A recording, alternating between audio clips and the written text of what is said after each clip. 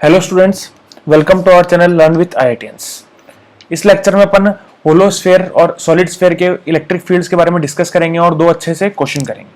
देखो, अब अपन इनका डेरिवेशन नहीं करेंगे क्योंकि डेरिवेशन में फालतू टाइम वेस्ट करने से कोई मतलब नहीं है। जब गॉस थ्योरम आपको पढ़ाई जाएगी तो पक्का मैं आपको वहां पे इन सब का डेरिवेशन कराऊंगा, लेकिन अभी के लिए बस अपन इनको याद रखेंगे। और बहुत इंपॉर्टेंट टॉपिक है, हर साल जेईई में एक सवाल आता है, इस बात की गारंटी है। तो सबसे पहले होलोस्फेयर।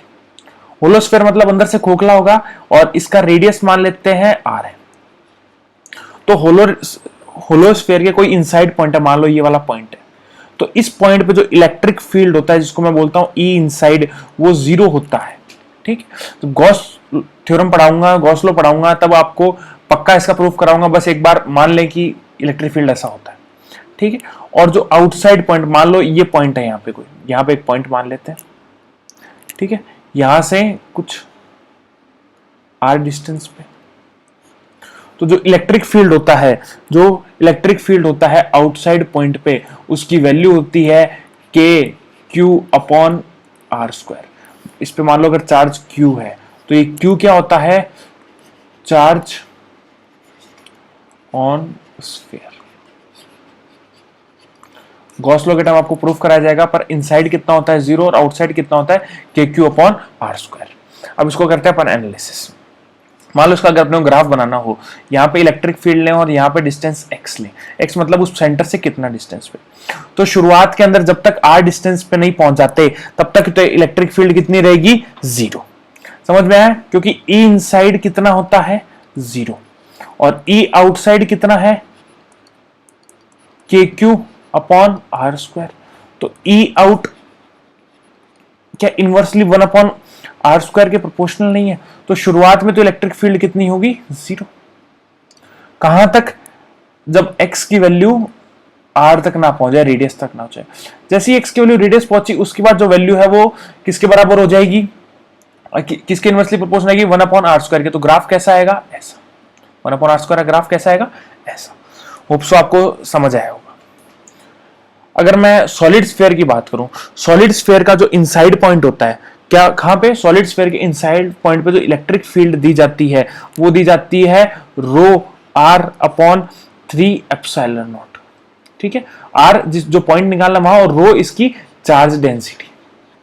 रो क्या होगी? इसकी चार्ज डेंसिटी। ठीक है, इसको अगर आप चेंज करोगे, अब रो की वैल्यू रख दोगे, क्या रखोगे? q/4/3 πr³ और एप्सिलॉन की वैल्यू 1/4πε0। तो ये जो वैल्यू बन के आएगी वो आएगी k/q/r। r जिस पॉइंट पे निकालनी है, और अपॉन r³ रेडियस, जो रेडियस होगा सॉलिड स्फीयर का, वो रेडियस। अगर मैं आउटसाइड पॉइंट की बात करूं तो आउटसाइड पॉइंट पे जो इलेक्ट्रिक फील्ड आती है वो अगेन होलो की तरह बिल्कुल सेम आती है, और इसका फॉर्मूला होता है kq/r²। क्या फॉर्मूला होता है? kq/r²। इसका एनालिसिस करें तो देखो, E इनसाइड तो क्या आएगा? kqr/r³। तो E इनसाइड डायरेक्टली किसके प्रोपोर्शनल आ गया? r के। E आउटसाइड का फॉर्मूला क्या आया था? kq/r²। तो E आउट किसके प्रोपोर्शनल आ गया? डायरेक्टली 1/r² के। ठीक है, तो अगर इसका ग्राफ बनाए, यहां पे अपन E लिखते हैं और यहां पे अपन x लिखते हैं, तो जब तक x की वैल्यू, यानी उस पॉइंट जहां पे आपको इलेक्ट्रिक फील्ड निकालना है, उसकी वैल्यू r नहीं हो जाती, तब तक तो ग्राफ कैसा है? लीनियर, क्योंकि E डायरेक्टली प्रोपोर्शनल किसके है? r के। ठीक है, ये लीनियर हो गया।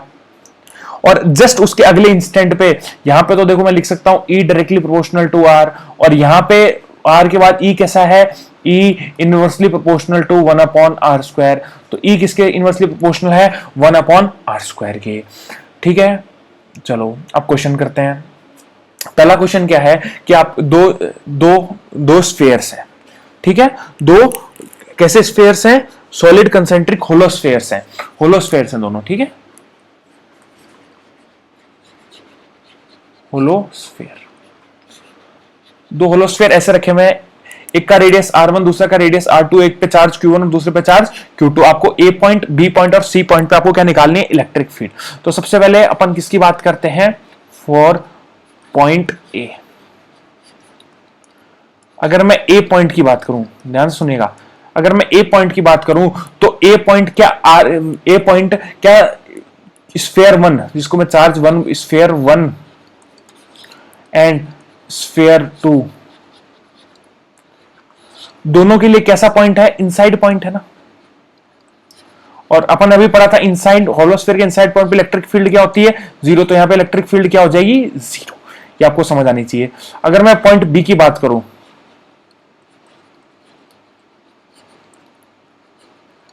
क्या स्फेयर, इसको मैं स्फेयर 2 बोल देता हूं, इसको मैं स्फेयर 1 बोल देता हूं। क्या स्फेयर 2 के लिए इनसाइड पॉइंट है और स्फेयर 1 के लिए आउटसाइड पॉइंट है? तो ई टोटल जो होगा वो क्या होगा? E due to 1 plus E due to 2। 1 के लिए तो कितना हो जाएगा? के Q1 अपॉन आर स्क्वायर, अगर डिस्टेंस आ रहा है, और E2 कितना हो जाएगा? 0। तो ये कितना हो जाएगा? के Q1 upon are square. Are जहां पे क्या मानी है? इस पॉइंट बी की, उससे डिस्टेंस। अपने को एग्जैक्ट वैल्यू नहीं कैलकुलेट करनी, अपने को बस समझना है कि कैसे क्या होता है। फॉर पॉइंट सी, अगर मैं सी पॉइंट बात करूं तो ये स्फीयर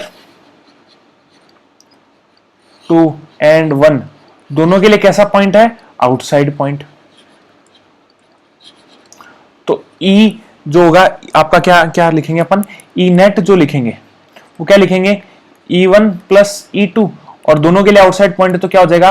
के Q1 upon are square plus के Q2 अपॉन आर स्क्वायर। देखो ये पॉइंट बी है, इसकी यहां से डिस्टेंस को मैं आर बोल देता हूं, और सी पॉइंट की डिस्टेंस क्या होगी? कुछ आर डैश होगी, तो या R1 बोल देते हैं, तो ये R1 स्क्वायर हो जाएगा। जो इनकी सेंटर से डिस्टेंस होगी वो अपने को सिंपली यहां पे क्या करनी है? पुट। कोई समझ आया क्वेश्चन? अगर आपको कोई भी डाउट है तो आप किसी भी टॉपिक से रिलेटेड तो आप हमारे टेलीग्राम चैनल पे भेज सकते हैं, लिंक डिस्क्रिप्शन में गिवन है। ठीक।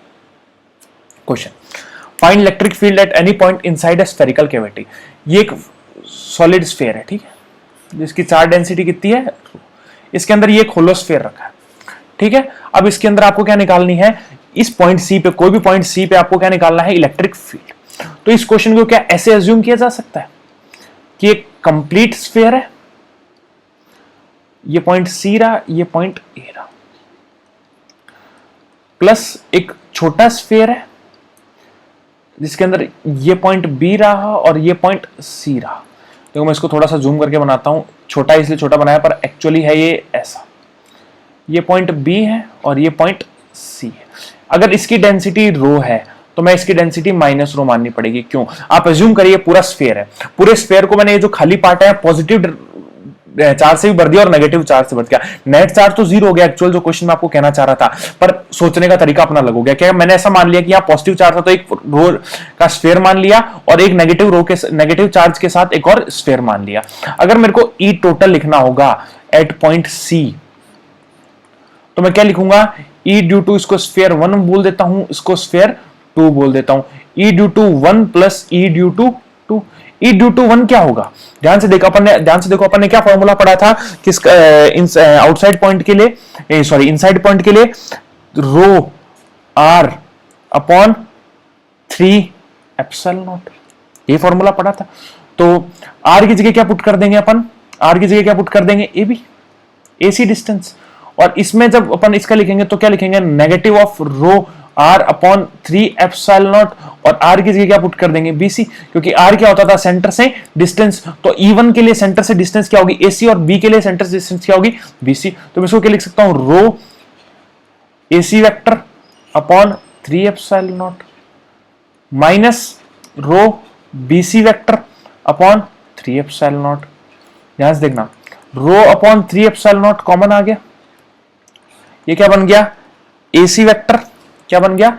AC vector minus of BC vector. ठीक।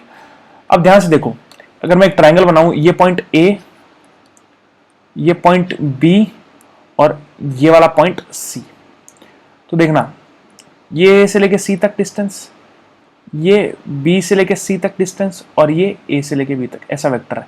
तो क्या लिख सकता हूं मैं? AB वेक्टर ट्रायंगल लॉ से plus BC vector should be equals to AC vector. ठीक है, तो यहां से देखो AC vector minus BC vector क्या आ जाएगा? AB vector. क्या आ जाएगा, ध्यान से देखो, ए बी वेक्टर, तो मैं इसको ऐसे लिख सकता हूं रो अपॉन 3 एप्सिलॉन नॉट, और AC vector minus BC vector की जगह क्या लिख सकता हूं, ए बी वेक्टर। यानी ये चीज किसी पे डिपेंड ही नहीं करती कि वो पॉइंट कहां है। फॉर्मूला क्या बनेगा, रो अपॉन, आंसर क्या है, rho upon 3 epsilon naught into A B vector. ठीक है, होप सो आपको समझ आया होगा। अगर आपको ऐसा लगता है कि इस फेयर में हमको डेरिवेशन चाहिए तो आप कमेंट करके बताइए, मैं आपको डेरिवेशन भी करा दूंगा, पर दैट वो एक प्रॉपर वेस्टेज है टाइम का, क्योंकि गॉस लॉ से इसका डेरिवेशन बहुत आसान हो जाएगा, इंटीग्रेशन इसका डेरिवेशन बहुत टफ है।